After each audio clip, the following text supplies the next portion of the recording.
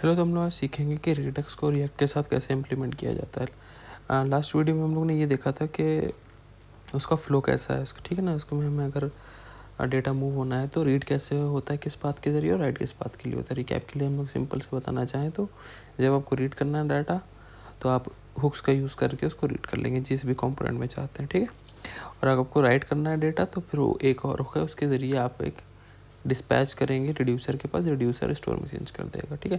ये जो reducer store वाली पूरी चीज़ है ना, इसको और हम बाकी जो हुक्स हैं इसको आज समझेंगे ये कैसे होता है, ठीक है। तो जैसे अब आप स्क्रीन पे देख सकेंगे कि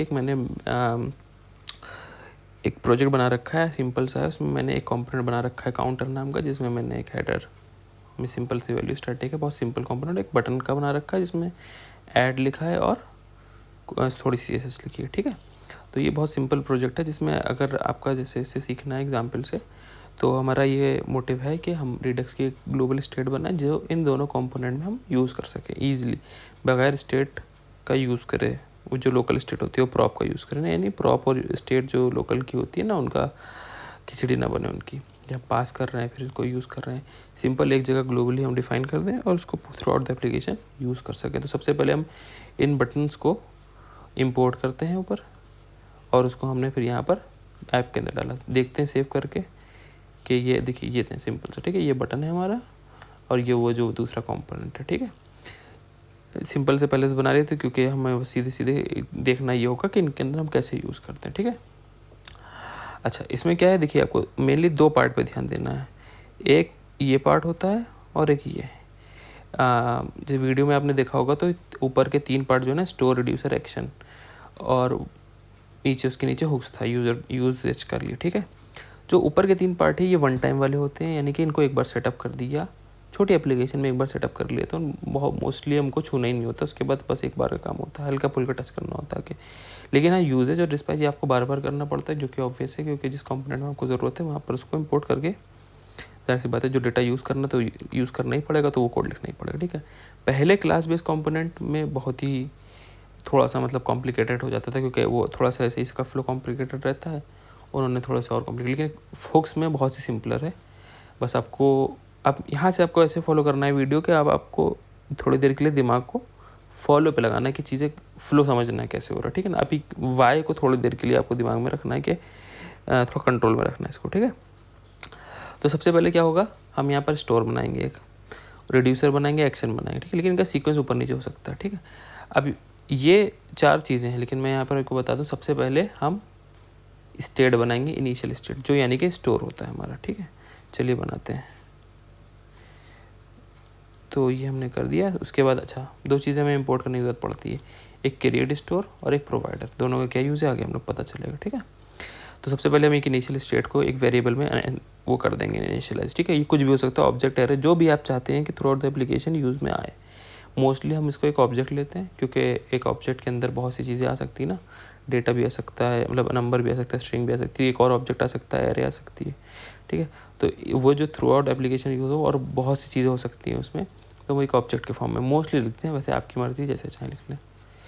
तो जैसे इस केस में मैंने नेम और काउंटर लिया है, ठीक है ना। नेम हमारा, अगर आपको ध्यान में आ रहा होगा तो मैंने इस वाले में देखिए नेम और एक काउंटर लिख रखा है, तो आपको आइडिया लगेगा कि अच्छा हम कहाँ यूज़ करने वाले हैं। फिलहाल अभी ग्लोबल स्टेट में हमने 2 वेरिएबल रखे, नेम जो कि XYZ है अभी, और काउंटर जो 1 है। ये हम चाहते हैं कि थोड़ा एप्लीकेशन शेयर हो रहा हो। अब आती है नेक्स्ट स्टेप, हमें रिड्यूसर बनाना है। स्टोर इनिशियलाइज हो चुका है, ठीक है। रिड्यूसर कुछ नहीं होता है, याद रखिएगा, स्टेप बाय स्टेप चलना। पहले हमने इनिशियलाइज कर दिया स्टेट, दूसरा स्टेप है हमें रिड्यूसर बनाना है। रिड्यूसर कुछ नहीं होता है, एक फंक्शन होता है जो अपने साथ 2 पैरामीटर लेता है, ठीक है। अगर वो डायग्राम याद आ रहा होगा तो आपको समझ में आ जाएगा। पहला पैरामीटर लेता है स्टेट, जो ऊपर इनिशियल स्टेट बनाई हमने वो। दूसरा लेता है एक्शन, क्योंकि इन्हीं दोनों की ज़रूरत है। लास्ट में आपको याद होगा कि मैंने बोला था कि वो एक्शन को समझ के स्टेट में चेंज करता है, ठीक है।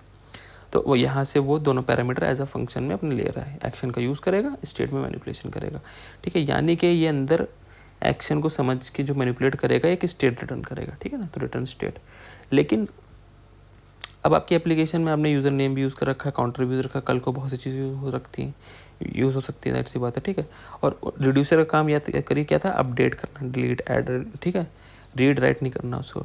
तो अब आप कल को बार बार रीनेम करना चाहते हैं अपना यूज़र नेम, या फिर काउंटर चेंज करना चाहते हैं, यानी कि मल्टीपल चीज़ें चेंज करना चाहते हैं, एक बार में ज़रूरी नहीं कि आप नेम और काउंटर एक साथ ही चेंज करना चाह रहे हो ना। कभी कभी आप सिर्फ नेम करना चाहते हैं, कभी चाहते हैं सिर्फ काउंटर ही अपग्रेड हो, कभी आप चाहते हैं खाली फ़ोटो ही अपग्रेड हो मेरी, ठीक है। तो उन सब चीज़ों के लिए जो एक्शन है आपका वो अलग अलग भेजना पड़ता है, ठीक है ना। एक्शन हम कैसे भेजते हैं हम लोग देखेंगे बाद में। अभी फ़िलहाल आप ये समझिए कि रिड्यूसर को एक्शन मिलता है जो कि बहुत ज़्यादा के केसेस उसमें हो सकते हैं, ठीक है ना। खाली काउंटर को अपग्रेड करना, काउंटर को सीधे सीधे 10 में बढ़ा देना, नेम चेंज करना, ठीक है, नेम बिल्कुल ही हटा देना, ठीक है ना, यानी डिलीट की भी ऑपरेशन हो सकते हैं। तो उसके लिए बड़ा कन्फ्यूजिंग होता है कि कब क्या करना। तो ऐसे सिनेरियो के लिए प्रोग्रामिंग में जैसे हम हर सिनेरियो के लिए लूप फंक्शन 50 तरह की चीज़ें यूज़ करते हैं। इस जगह पे क्योंकि हमारे एक्शन में बहुत से केसेस बन सकते हैं तो हम यहाँ पर केस को हैंडल वाला चीज़ यूज़ करेंगे, यानी कि स्विच स्टेटमेंट, ठीक है। अच्छा, याद करिए एक्शन में मैंने बताया था आपको कि 2 चीज़ें होती हैं। एक्शन में हमारी हमेशा 2 चीज़ें आ रही होती हैं। पहली चीज़ टाइप, यानी कि क्या हम करवाना चाहते हैं उससे, डिलीट करवाना चाहते हैं, ऐड करवाना चाहते हैं, किस में काउंटर में ऐड करवाना चाहते हैं, नेम ऐड करवाना चाहते हैं, ये हमारा एक्शन टाइप में मिलता है हमें, ठीक है। और एक्शन डॉट पेलोड एक चीज़ होती है, यानी कि एक्शन के साथ दूसरी चीज़ मिलती है हमें, वो पेलोड मिलती है। पेलोड हमेशा ऑप्शनल रहता है क्योंकि कभी कभी हमें पेलोड की ज़रूरत पड़ती है, कभी कभी नहीं। फॉर एग्जांपल अगर आपको नेम चेंज करना है तो नेम चेंज करना है तो यानी कि आपने उसको एक्शन को बोला कि हमें नेम चेंज करना है, यानी कि एक्शन बताया, लेकिन साथ में वो पूछेगा क्या बदल के क्या नाम रख दें उसका, तो वो वैल्यू जो भेजेंगे आप ना कि अच्छा ये रख दो, वो पेलोड होता है, ठीक। यानी कि 2 चीज़ें हमेशा एक्शन में होती हैं। अब किसी केस में पेलोड की ज़रूरत ही नहीं। फॉर एग्जांपल आपने कह दिया कि नेम एम्प्टी कर दो, अब एम्प्टी करने के लिए उसको किसी वैल्यू की ज़रूरत ही नहीं साथ में भेजने की, सीधे सीधे एम्प्टी कर देगा उठा के, ठीक है ना। आपने उससे बोला कि काउंटर को 1 है, आप 5 कर दो, ठीक है। तो काउंटर तो आपने बोला 5 कर दो, साथ ही साथ वैल्यू भी भेजी कि क्या करना है, 5 करना है, ठीक है। तो हमेशा टाइप तो रहेगा ही रहेगा, लेकिन साथ में पेलोड कभी रहेगा कभी नहीं रहेगा, ठीक है। तो इसीलिए अब स्विच स्टेटमेंट में टाइप लगा है। टाइप बहुत तरीके के हम जैसे बताया हो सकता है, आप डिलीट भी करना चाह रहे हो, अपडेट करना चाह रहे हो, कभी नेम को कभी काउंटर को, ठीक है। तो इसमें अब केसेस बन सकते हैं। फॉर एग्जांपल अगर आप चाह रहे हैं काउंटर में एक ऐड करना, आपका मान लीजिए आपने फंक्शनलिटी सोच रखी है। अच्छा, यहाँ पर मैं ये भी बताते चलूँ, जैसे जैसे हायर कॉन्सेप्ट आते जाते हैं ना रिएक्ट में, जैसे रिडक्स है, वो आपको एप्लीकेशन डेवलप करने से पहले सोचना पड़ता है कि एप्लीकेशन में क्या हम परफॉर्म कर रहे होंगे। यानी आप ऑन द गो लॉजिक या ऑन द गो फंक्शनलिटी नहीं सोच के बना सकते हैं, लेकिन बहुत अच्छी अप्रोच ये रहती है कि पहले ही सोच लिया जाए ताकि मैनेजेबल ज़्यादा चीज़ें हो जाए, ठीक है। तो इनमें पहला केस देखिए आ गया, ऐड अंडरस्कोर काउंटर। इसमें आप क्या जाहिर सी बातें करना चाह रहे हैं कि काउंटर में ऐड हो जाए एक। काउंटर का मतलब भी है कि काउंट करता रहे वो, ठीक है। तो देखिए इसका फ्लो समझने की कोशिश करिए। इन्होंने क्या करा, सबसे पहले तो एक कन्वेंशन होता है कि हम एक्शन टाइप में कैप्स में अंडरस्कोर में भेजते हैं चीज़ें, ठीक है। कैसे भी भेज सकते हैं, कोई ज़रूरत नहीं कन्वेंशन। अभी आप फिलहाल तो समझिए कि उसको एक्शन मिला और एक्शन डॉट टाइप में अभी उसको ऐड काउंटर मिला। अब वो करेगा रिटर्न स्टेट, और रिटर्न स्टेट कैसी करेगा, चेंज करके करेगा। तो वो रिटर्न ही कर रहा है स्टेट चेंज करके, लेकिन क्योंकि उसने बोला खाली काउंटर को अपडेट करो, तो हमने खाली काउंटर में ऐड कर दिया। भाई ये जो ऊपर स्टेट मिली थी उसको, उसने उस स्टेट में एक ऐड करके काउंटर में चेंज कर दिया और ये ऑब्जेक्ट रिटर्न कर दिया। ये आपको पता होगा स्प्रेड ऑपरेटर होता है, नहीं पता तो अभी वीडियो कहीं पर देख लीजिए, नहीं तो कॉन्सेप्ट कि ये क्या करता है कि बाकी चीज़ों को नहीं छेड़ता है। यानी कि स्टेट में dot dot dot triple dot लगा के लिख देंगे आप, तो बाकी चीज़ें जैसी हैं वैसी रहेंगी। फॉर एग्जाम्पल इस केस में नेम XYZ है तो वो XYZ ही रहेगा, फिर जो हम एक्स्ट्रा से लिखेंगे ना खाली वही चेंज होगा। यानी कि अब ये जो रिटर्न हो रही है हमारी नई स्टेट है, जिसमें नेम तो वैसे कि वैसे एक पर काउंटर एक बढ़ चुका है। तो एक ये रिड्यूसर का केस हो गया। अब कल को आप चाहते हैं कि हमारा नाम ही बदल जाए, तो उसके लिए एक और केस बना दिया आपने अपडेट नेम का, ठीक है। अपडेट नेम में भी आपने देखिए इसका मतलब ये काउंटर जैसा है वैसे रहने दो, लेकिन नेम चेंज हो जाए। देखिए अब यहाँ पे लोड यूज़ हुआ, ठीक है, क्योंकि हमें पूछना पड़ेगा ना भाई, रिड्यूसर चाहेगा कि भाई एक्शन आप तो चाह रहे हो अपडेट नेम करना, लेकिन करें क्या, तो वो भी पेलोड से आएगा, यानी कि वही कंपोनेंट से आएगा, ठीक है। कई बार आप इनपुट में फील्ड में नाम फिल करवा रहे हो तो वहीं से फिर आप वेरिएबल में लेके भेज दोगे इधर, ठीक है। तो जो भी होगा पेलोड में हमें मिल जाएगा, ठीक है। तो हमारा अब रिड्यूसर कंप्लीट हो चुका है, ठीक है। रिड्यूसर याद रखिए, स्टेट बना लिया ऊपर, पहला स्टेप था रिड्यूसर। अब हमने बनाया रिड्यूसर क्या एक फंक्शन है जो हमारे एक्शंस को हैंडल करता है अलग अलग स्विच स्टेटमेंट के केसेस की तरफ है, ठीक है। और बदले में हमें एक स्टेट देता है रिटर्न होके। अच्छा, ये सब आप समझते चलिए, ठीक है। ये एक बार का सेटअप है, जब आप यूज़ कर रहे होंगे ना तो वहाँ पर तो बहुत ही सिंपल कहानी हो जाती है। फिलहाल अब आपने यहाँ पर अपने एक्शन लिख दिए पहले ही कि हमें क्या क्या चाहिए होगा। फिर नेक्स्ट स्टेप होता है कि अब हमें इनिशियल स्टेट तो बना ली और रिड्यूसर बना लिया, अब इनको कंबाइन करके हमारी एप्लीकेशन में एक्सेसिबल करना, ठीक है। अभी तो ये 2 फंक्शन है, ये कहीं यूज़ भी नहीं हो रहे हैं, तो इनको अब रिडक्स क्या करेगा ना, एक दो चीज़ें आप बनाएंगे। एक इसमें आप बनाएंगे स्टोर, जो भी हमने ऊपर नीचे 2 इंपोर्ट करी थी, ठीक है। यानी कि जो हमने इंपोर्ट करी थी। ये दो चीज़ें देखिए रिडक्स से इंपोर्ट हो रही हैं, तो ये दो चीज़ें ही अब रिस्पॉन्सिबल होंगे ये रिड्यूसर स्टेट को एप्लीकेशन में एक्सेसिबल बनाने के लिए, ठीक है। तो उनका सिंटेक्स होता है, सबसे पहले हम क्या बनते हैं, स्टोर बनाते हैं। तो स्टोर क्या करा हमने, एक वेरिएबल में बनाया और क्रिएट स्टोर जो ऊपर इंपोर्ट किया था, और वो रिड्यूसर ले लेगा और ये अब क्या करेगा, अंदर रिडक्स अपना काम कर देगा और उसको एक स्टोर बना के दे देगा हमें, ठीक है। वो रिड्यूसर में क्योंकि इनिशियल स्टेट है, यानी इन दोनों कंबाइन करके वो बना के दे देगा। लास्ट स्टेप क्या है, अब हमारा स्टोर तैयार है। अब आपको स्टोर को एक्सेसिबल बनाना है, लेकिन ये आपके हाथ में कि किसके बीच में बनाना है। अभी हम चाहते हैं कि पूरी एप्लीकेशन के स्टेट में, तो क्योंकि ऐप डॉट जेएस है ये, तो पूरी एप्लीकेशन में एक्सेसिबल बनाने के लिए हमें क्या करना होगा, इसको जो ऊपर हमने प्रोवाइडर किया ना उससे रैप कर देना होगा, ठीक है। हमने प्रोवाइडर रैप कर दिया। अब इस प्रोवाइडर के अंदर जितना कुछ है सबके ऊपर ये जो स्टोर है ना, वेरिएबल हमने जो ऊपर था ये पास कर दिया, ये स्टोर जितना इसके अंदर है सबके अंदर एक्सेसिबल रहेगा। यानी कि जितनी हमारी स्टेट है, जितने हमारे एक्शन है, रिड्यूसर है, सब इसके अंदर एक्सेसिबल रहेंगे। यानी कि रीड और राइट ऑपरेशन अब हम इनके अंदर परफॉर्म कर सकते हैं, फॉर एग्जाम्पल बटन और काउंटर के अंदर, ठीक है। अब आपका ये सेटअप तैयार हो चुका है। अब आपको सेटअप के नाम पे कुछ नहीं करना है, ठीक है। आप अगर रिवाइज करना चाहें तो 3 स्टेप हैं खाली मोटे मोटे से। आपने इनिशियल स्टेट बना लिया, अपने कौन कौन से डेटा हमें थ्रू आउट एप्लीकेशन हमें ग्लोबलाइज करना है, ठीक है। दूसरा, आपने रिड्यूसर बना लिया, क्या क्या कब कब हमें चेंज करना है, किस तरीके से, ये सोच के रख लिया इधर पर।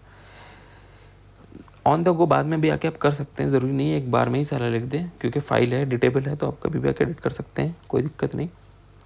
ये कभी हमेशा स्टैटिक रहेगा, जाहिर सी बात, एक बार स्टोर बन गया तो बन गया, कोई दिक्कत नहीं, इसमें कोई वेरिएबल्स ही हैं, और ये प्रोवाइडर भी एक ही बार की चीज़ है, ठीक है। तो अब हमारा काम नेक्स्ट बनता है कि हम इनको यूज़ कैसे करें। अभी तो फिलहाल कोई एप्लीकेशन में चेंज नहीं आया होगा, ठीक है, अभी तो वैसे ही। अब आप चाहते हैं कि ये नेम और ये काउंटर हमारा यूज़ हो, ठीक है। फॉर एग्जांपल अब हमारे काउंटर में है, अब इधर पर हमने कोई स्टेट बनाया ना, हमने कोई प्रॉप पाया, ठीक है, लेकिन अब हम यहाँ वो ग्लोबल यूज़ करने की कोशिश करेंगे, ठीक है। तो हम चाहते हैं कि यहाँ हेलो की जगह पे वो नेम आ जाए जो हमने ग्लोबल स्टेट में बनाया था, और यहाँ जो 1 है ना, यहाँ पर वो काउंटर आ जाए, ठीक है। उसके लिए पहला हुक यूज़ होता है हमारा, जिसको हम बोलते हैं कि रीड करने के लिए हुक चाहिए ना, रीड हुक। तो उसका नाम है यहाँ पर यूज़ सेलेक्टर, ठीक है। यूज़ सेलेक्टर, देखिए ये रिएक्ट रिडक्स से इंपोर्ट हो जाएगा, ठीक है। यूज़ सेलेक्टर का सिंटेक्स आपको ऑटोमेटिक मिल जाएगा यहाँ पर, ये आप एक्सटेंशन डाउनलोड कर लेंगे तो कुछ इस तरीके से लिखा जाता है, ठीक। अब यहाँ पर आपको क्या स्टेट में से क्या यूज़ करना था, नेम चाहिए ना, तो आपने लिख दिया नेम, ठीक, बस ख़त्म काम। अब ये सिंटेक्स देखिए कितना सिंपल है। अगर आपने क्लास कंपोनेंट कभी पढ़ा है या फिर कहीं समझा है तो बहुत ही चीज़ कॉम्प्लिकेटेड होती थी इसमें। यहाँ सिंपल क्या, यूज़ सेलेक्टर में जो चीज़ चाहिए थी वो लिख दिया, अब यहाँ पर आप सीधे सीधे नेम पास कर दिए, काम ख़त्म, ठीक है। अब आप अगर अपनी एप्लीकेशन देखेंगे तो यहाँ XYZ आ चुका है, ठीक। सेम इस तरीके से एक और, जब हमको दूसरा वेरिएबल यूज़ करना है, यूज़ सेलेक्टर कॉल किया हमने, और हमें अब काउंटर यूज़ करना है तो हमने काउंटर लिखा, ठीक, और यहाँ काउंटर पास कर दिया, ठीक है, ठीक है। अब ये तो हो गया रीड, कितना सिंपल है, आपने यूज़ सेलेक्टर इंपोर्ट किया और सीधे सीधे जो सा वेरिएबल चाहिए लिख लिया और यूज़ कर लिया उसको। अब हमारा नेक्स्ट चीज़ बनती है कि हमें इनको अपडेट करना है। आप चाहते हैं कि नेम अपडेट हो जाए या फिर आपका काउंटर बढ़ता रहे, ठीक है। पहले देखते हैं काउंटर बढ़ाना है हमको, ठीक है, लेकिन ध्यान रखिए हम एक कंपोनेंट से बढ़ा रहे हैं, दूसरे में भी चेंज होना चाहिए, यानी कि दूसरे में क्या, पूरे एप्लीकेशन में चेंज होना चाहिए, क्योंकि रिडक्स का मेन मतलब ही यही है कि वो स्टेट रहे और ग्लोबल रहे। स्टेट क्या होते थे कि सिंक में रहे, रियल टाइम, ठीक है।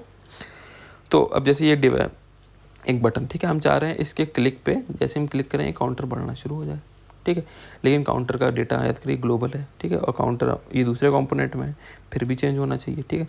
तो हमने इसके ऑन क्लिक में एक फंक्शन बनाया, इसका नाम रखा हमने ऐड, ठीक है, और अब इस फंक्शन के अंदर हमें वो कोड लिखना है, ठीक है, कॉन्स्ट ऐड इक्वल्स, ठीक है।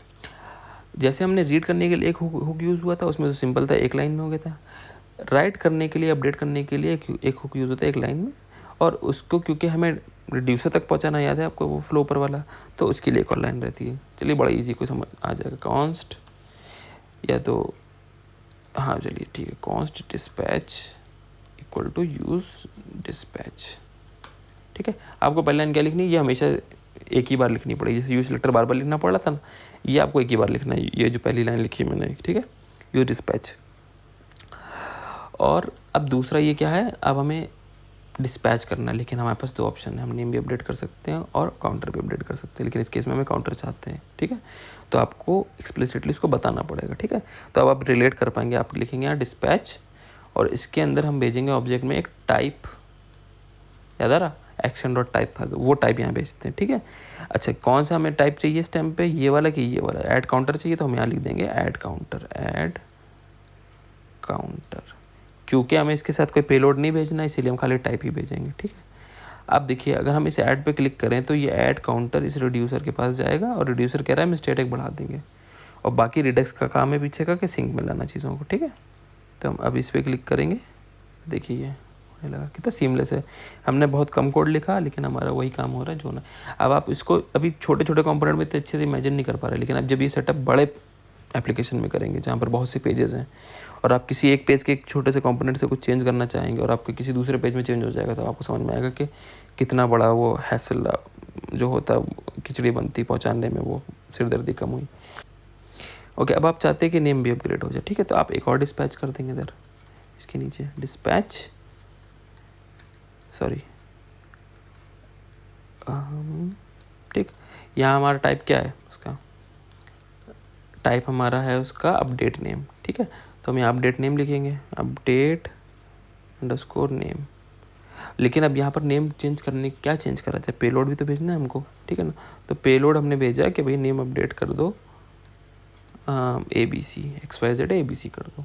इसी बटन पे ये पहले ये कॉल होगा, फिर ये कॉल होगा। आप अलग अलग बटन भी बना सकते हैं, अलग अलग फंक्शन भी कॉल कर सकते हैं, ये आपके ऊपर है, ठीक है। डिस्पैच बस इतना लाइन आपको लिखनी है, क्या किसी फंक्शन के अंदर भी लिख सकते हैं, किसी हुक के अंदर भी लिख सकते हो, कहीं भी चलेगा ये, ठीक है।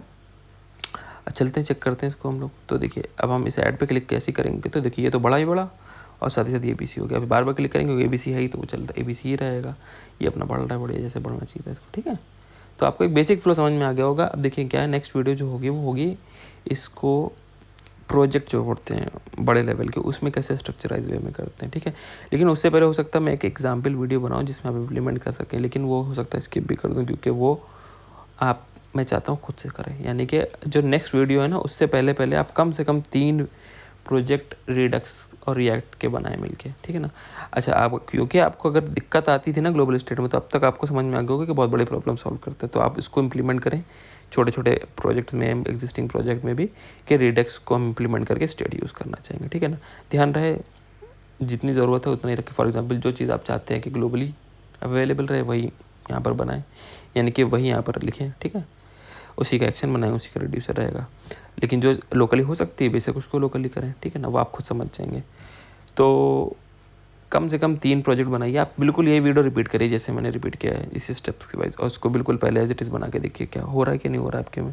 जब हो जाए तब आपने इसके प्रोजेक्ट में इंप्लीमेंट करिए, कुछ देखते प्रोजेक्ट बनाइए। जब तक आप 2 या 3 प्रोजेक्ट नहीं बनाइए, नेक्स्ट वीडियो मत देखिए, क्योंकि उसमें हम एक्शन इंट्रोड्यूस करेंगे, क्योंकि अभी हमने एक्शन नहीं देखा, ठीक है, बिना एक्शन के काम हो गया।